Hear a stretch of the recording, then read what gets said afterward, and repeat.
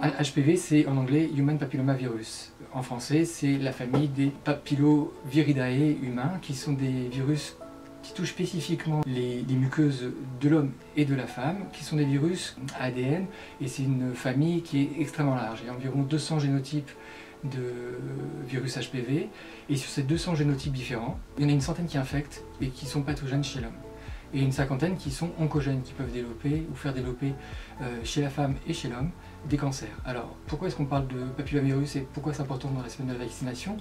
Parce qu'on a un vaccin spécifique contre ces papillomavirus, parce que le papillomavirus ou les papillomavirus provoquent des infections génitales et des cancers génitaux, en particulier le cancer du col, qui n'est pas un problème de santé publique, mais qui est un cancer qui est très difficile à traiter, mais aussi les cancers du vagin, une partie des cancers de l'utérus, les cancers de la vulve, les cancers de l'anus, et on a aussi des atteintes liées au papillomavirus qui sont des atteintes condylomateuses, qui sont les verrues génitales. En sachant que ces verrues génitales, c'est plus de 100 000 cas par an, hein. C'est extrêmement important.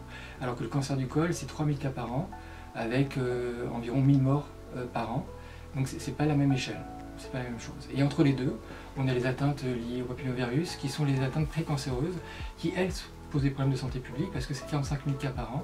Les états précancéreux liés à l'HPV, ce sont des pathologies qui sont facilement prises en charge, mais qui demandent une surveillance très longue. Alors pour venir au papillomavirus, il est extrêmement contagieux, et la majorité des gens vont le rencontrer dans leur vie. La majorité des gens vont avoir une infection papillomavirus dès lors qu'on a ses premiers rapports. Alors, on a deux pics de fréquence du papillomavirus, c'est les premiers rapports vers 19 ans, donc on a un pic de pathologie à ce niveau-là. Et puis, plus tardivement, et c'est toujours rigolo parce qu'à 40 ans, on a un deuxième pic qui est moins important, mais qui correspond au premier divorce et aux gens qui refont leur vie à ce moment-là. Donc c'est vraiment très lié à la sexualité des gens. C'est un virus, c'est pas une bactérie, donc, et on le voit avec le Covid, ça s'attrape très facilement et vous êtes sûr de l'attraper à un moment ou à un autre. Même si vous faites attention, le préservatif ne protège pas du papillomavirus. C'est un virus qui est très petit et surtout qui est ubiquitaire et qui est répandu sur toutes les régions du corps qui sont en contact avec les muqueuses. C'est-à-dire que vous l'avez sous les ongles, au niveau des mains, sur les muqueuses génitales, les muqueuses buccales. Donc même s'il n'y a pas pénétration, même si c'est un préservatif, il y en a sur les bourses, il y en a sur la vulve. Donc vous allez vous faire infester à un moment ou à un autre. D'où l'intérêt d'un traitement, mais plus qu'un traitement, l'intérêt d'un vaccin. Alors on vaccine essentiellement les filles en France de 11 à 14 ans, avec un rattrapage de 15 ans à 19 ans. Quand on parle du schéma vaccinal, chez les jeunes femmes, c'est 2 injections. Une première injection et une autre injection qui sera faite dans les 6 mois qui ont suivi le vaccin jusqu'à 12 mois après la vaccination. Donc dans l'année, il faut faire les 2 doses vaccinales. Si on attend un petit peu, si on commence à vacciner les patients plus âgés, à partir de 15 ans, là il faudra faire 3 injections. Une première injection, une injection à 2 mois, une injection à 6 mois.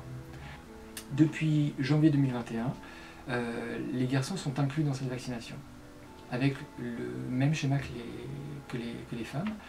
Et il y a une petite spécificité chez l'homme, chez les hommes qui ont des relations sexuelles avec des hommes, on peut aller jusqu'à 26 ans avec 3 doses vaccinales, toujours sur 6 mois.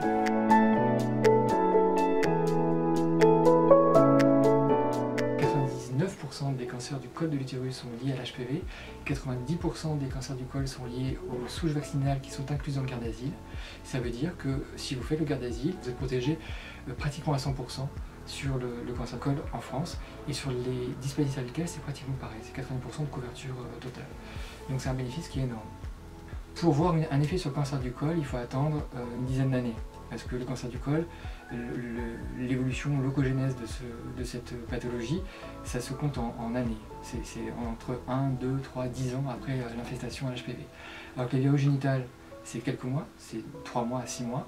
Et les dysplasies, c'est à partir de 6 mois à 1 an.